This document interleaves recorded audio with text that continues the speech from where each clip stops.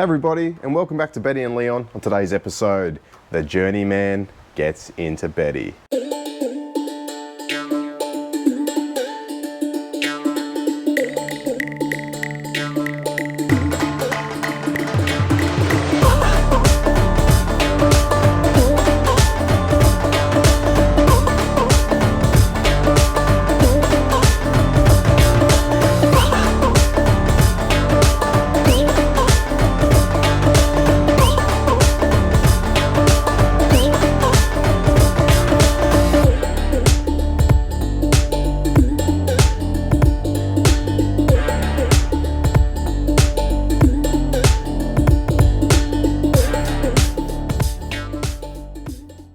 At the end of last episode, we left you with the saga of the floating clutch plate, and yeah, that was the old one. You remember that? Super warped, and here's the new one. So yeah, you can see daylight through there. You can see, you know, on the opposite side just here that she ain't real flat in comparison to the new one. So the direct clutch guys have come in clutch for us again. I like saying that. So now we have new floating plate, new clutch plate, and we've also had the Flywheel surface ground, and Matty Russell has machined it as well. So all of that clutch assembly and flywheel assembly is ready to rock and roll. We also managed to go down to competition coatings and had the new intake manifold coated in a heat dispersant ceramic coated material. Yeah, it's looking awesome. We will back to back that on the dyno to see what's up with it.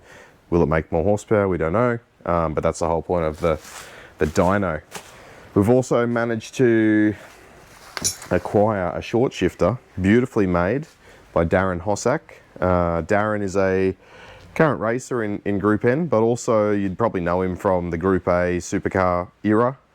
He used to race in that quite successfully, and in sports sedans, multiple sports sedan champions. So he's got his own fabrication shop now, and he's making sort of bespoke little bits and pieces, whether he's building race cars or just making short shifters.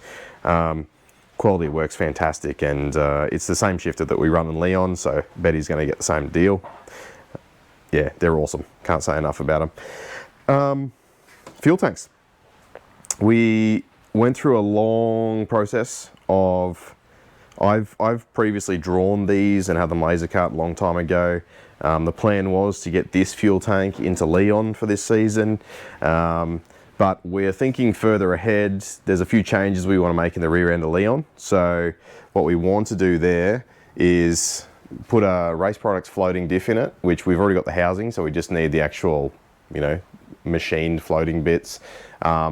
With that, we want to put a Watts link in it, the same as what's in Betty, and then that'll allow us to put in the fuel tank. Because for anyone who knows real RX2s, they have a piece of metal that runs, I guess, fore aft in the boot area, and in Betty we had to chop that out to fit this fuel tank. Leon's currently got in there. The season's creeping up on us. I just thought it's better to shelve it for the moment while we don't have two running cars. Maybe once we get Betty running and she's sweet and we can rely on that, then we can start pulling Leon apart and doing something in the rear end. But I guess for this year, we'll just see how it rolls. I'd like to get it done because I think it'd just make adjustability at the track a lot easier and nicer compared to the Panhard. But yeah, watch this space. We'll see how it rolls. And finally today, as we said in the introduction, we've got Journeyman ready to bolt in. Looking good. There's a few little bits and pieces that I'm kind of concerned about at the moment. Is will the actual side mount alternator fit against the chassis rail? If not, alternator's going to have to come back up on the top here, and I'm going to have to order a small alternator so that we can make that work in the future, because I really want to try and get this car going today. Yeah, so let's stop talking and wheel him out and start putting a flywheel and clutch on it and gearbox, and then getting it in the car.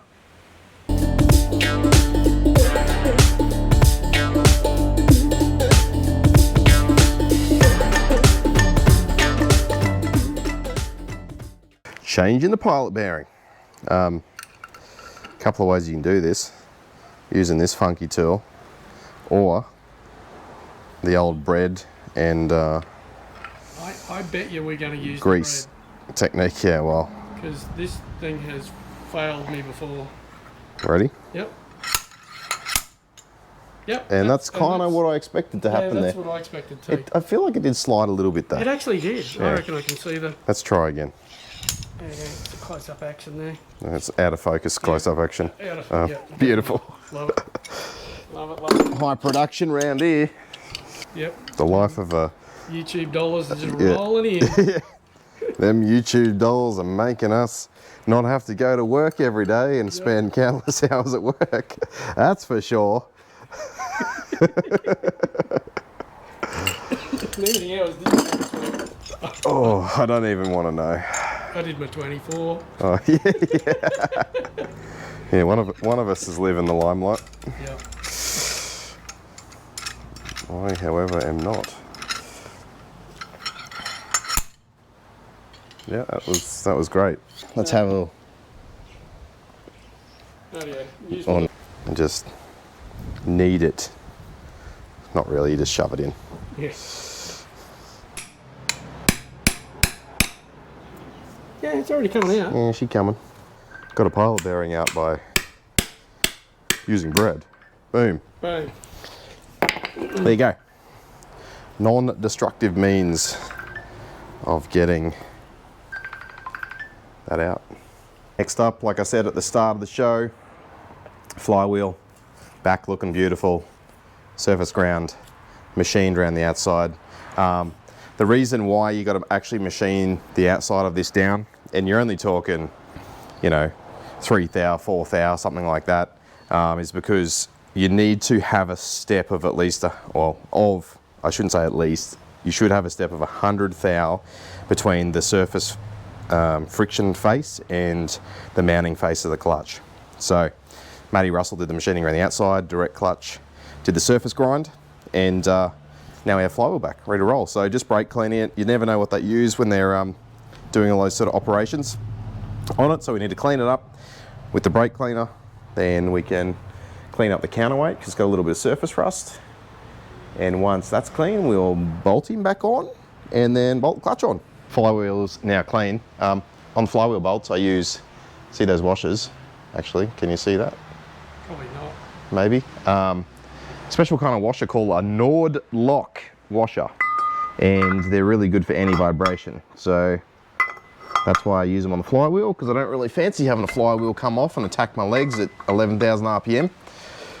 Race car driving is insane enough without having to have, you know, unforced errors like that. So I'll throw that doobie on, and 45 foot-pounds is what we do for the bolts.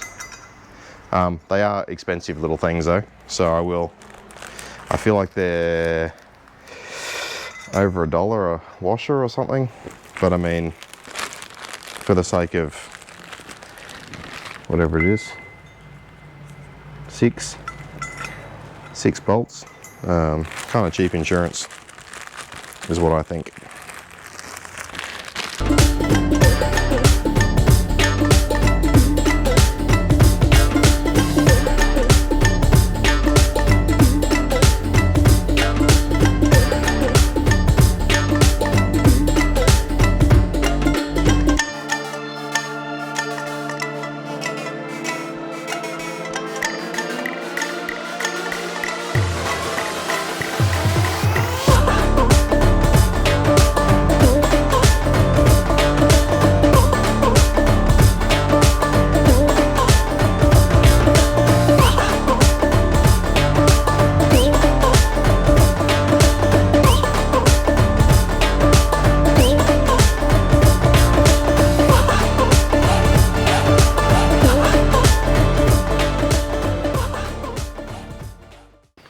This gearbox has been sitting here for a bloody long time, so don't know what's going to actually be under here when we remove the precious towel, but I'm going to assume there's some deadly creatures of Australia. Yeah, is there any redbacks? I don't know. I thought that was, but it's not. No. I think it's a, here we go. Oh. There we go. Oh. Let's see. He's a redback. Is he? Yeah. Oh, and there's another one there. Oh. I did kind of expect that. I don't know how good my camera was working, but now this is be interesting to see because they don't all have a red back. Really? No, because they can be orange and I did not know that. colours. Did not know that. Anyway, there's some arachnid talk. Yeah. Look at the BMX though. Go to that. You been riding it? It's looking pretty sweet. I've ridden it round out here. Yeah, nice. Does that count as riding it? I like those little anodized brake levers. I built those wheels myself. Yeah, you did. Nice job. Oh, and there's a tail shaft for an RX2. Oh yeah, there's a couple. There's a couple. Yeah, the one's for the coupe. Oh yeah. One's for Betty. Yeah. What's underneath the Nothing. Nah, nothing. Nothing. Don't need to look at that.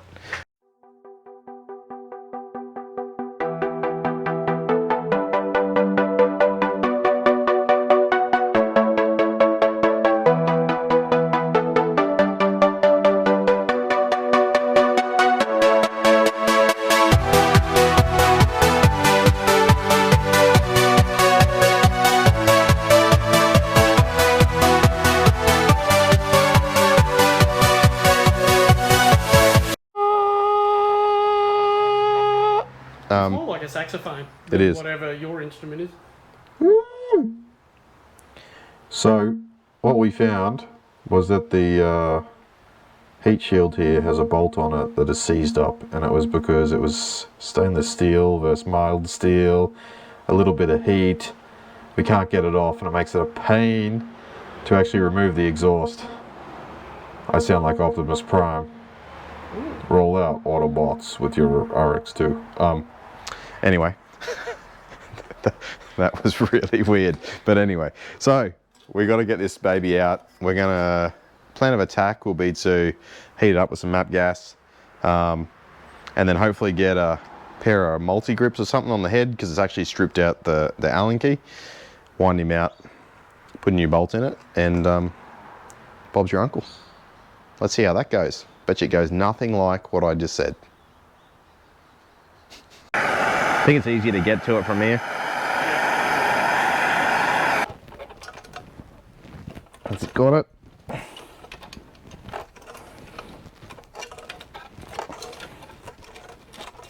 Oh, yay. So we do that? Man, that was so much easier than I thought it was going to be. Don't touch it. No, I'm not gonna, but that. There's actually a piece of the bottom thread of that bolt. Ah, so that bolt was too long, was it? No. I just think it galled up. Yeah. And that was all she wrote. So we're gonna have to pick that out of there and maybe run a bottoming tap. But it's such a small little thread that I don't know. But mild steel bolt will be better than that because that shit. I'm a dumbass. I shouldn't have put stainless steel bolt. Yeah.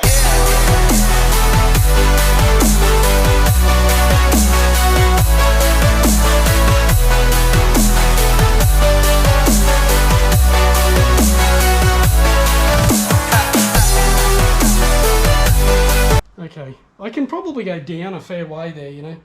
Yeah, I reckon you need to. But you'll still have to pull that down. Yeah, no, I got it. I got my hand crushed against it. All right. Grab me something quick. What? Something what? Spanner, hammer? The fucking rag. Oh. Was it leaking on you? Oh, I just wet my mouth. What did? Fucking gearbox oil. Oh, do you want the plug? Is it out of the end or? Mm-hmm. There's the plug. It'll probably It's keep gonna fall out. It'll Yeah, it probably will just keep. Oh, it grab a clip seal. Let's clip seal it and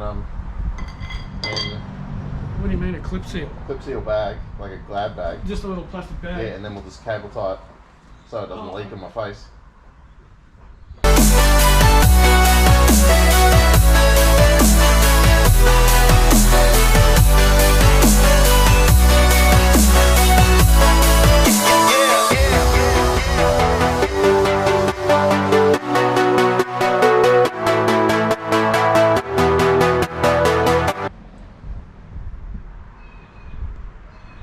How awesome's that, dudes?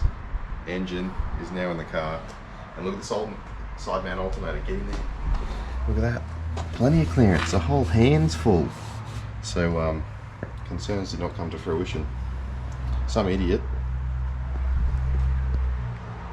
left the transmission mount back in Brisbane. So that's a job for another day. Yeah, but you know, like it's in there. It's in there.